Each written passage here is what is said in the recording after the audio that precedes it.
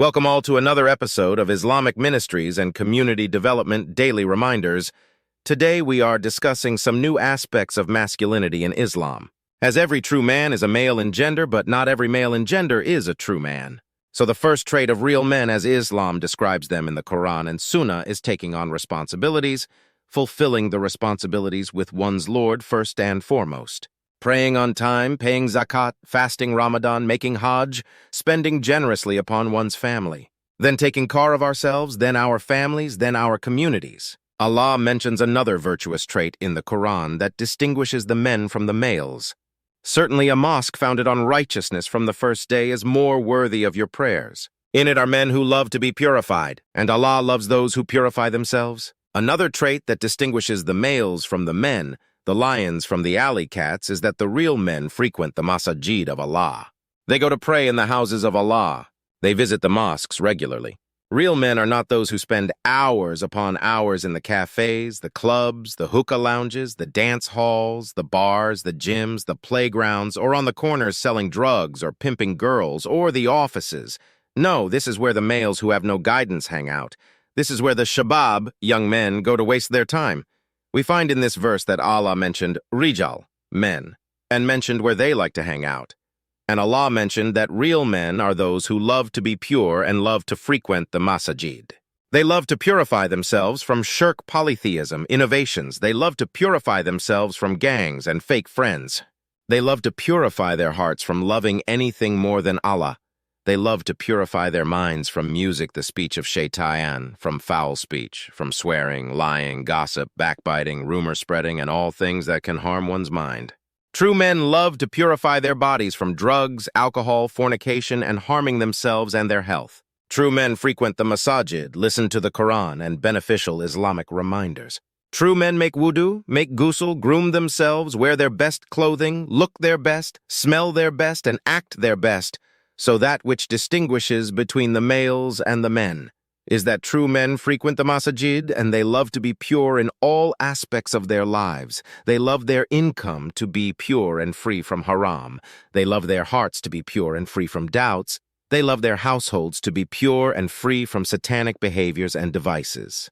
Another trait that we find in the Quran that Allah distinguishes the men from the males is, within the houses of worship, Allah has commanded that He is remembered and His name is mentioned. He is glorified there morning and evening. Who should do the mentioning of Allah's name in the morning and the evening? Allah tells us in the very next verse. By men. Allah didn't say thukur, males. He said rijal, men. Why did He say rijal and not thukur? Because every man is male by gender, but not every male by gender is masculine and has traits of a real man. It takes a man to wake up out of his comfortable bed and pray before sunrise. It takes a man to take time in out of his busy work schedule to pray Asr on time. Allah mentioned a few very important traits distinguishing the men from the males immediately after. He says, real men are those who are not distracted, either by buying or selling from Allah's remembrance, or performing prayer or paying alms tax. They fear a day when hearts and eyes will tremble. Real men are those who pray on time, while males are those who don't care about what time they pray, nor about the prayer itself. Real men are those who don't let buying and selling make them forget about what is halal and what is haram. While males just sell anything that they can to make $1, not distinguishing whether it is halal or haram.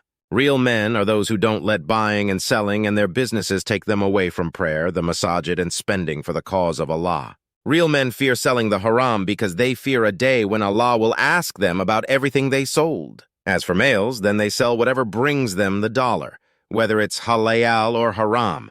They don't pray on time. They don't pay zakat, and they don't fear a day when their hearts and eyes will tremble. Real men, the lions of the jungle, the noble ones in the houses of Allah and in their own homes and even in the streets, hope that Allah may reward them according to the best of their deeds and increase them out of His grace.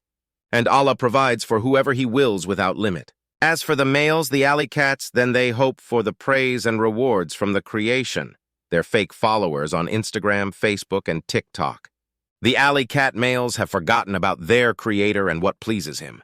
The males only focus on a temporary increase of wealth, fake friends online, and social life of this world and pleasing other human beings. They love these things more than sacrificing and staying within the boundaries of Islam to please their Lord and Creator. So these are the males, the alley cats, the strays, and those are the real men, the lions, the kings of the jungles. Which one are you, dearly beloved brothers? Are you real men or are you just a males? Another trait distinguishing the men from the males is what Allah tells us. Among the believers are men who have proven true to what they pledged to Allah. Some of them have fulfilled their pledge with their lives.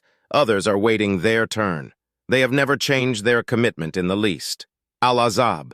This verse tells us that not all male believers are true men. They may be males, but they are not truly men. They have not reached the level of true Islamic masculinity.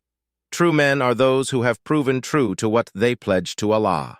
They have implemented completely the shahada they witnessed to.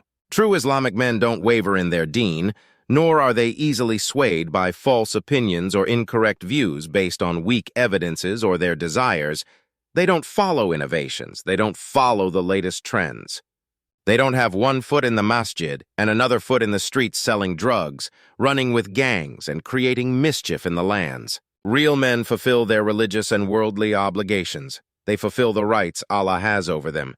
They pray on time, they pay their zakat, they fast Ramadan, they are obedient and honorable to their parents, they fulfill the rights that their families have over them, and they remain steadfast upon the true deen in belief, actions, and statements. They don't constantly change their creed or their appearance or their behaviors, unless it is changing from un-Islamic practices to Islamic practices and beliefs. How many of us can say that we have fulfilled our covenants and are acting upon our testimonies of faith that we have uttered with our tongues?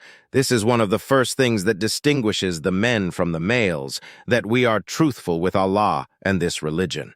May Allah aid us into being true men and adapting and practicing true traits of Islamic masculinity. Stay tuned for our next daily reminder for more about masculinity in Islam. Visit us online at www.mascd.org.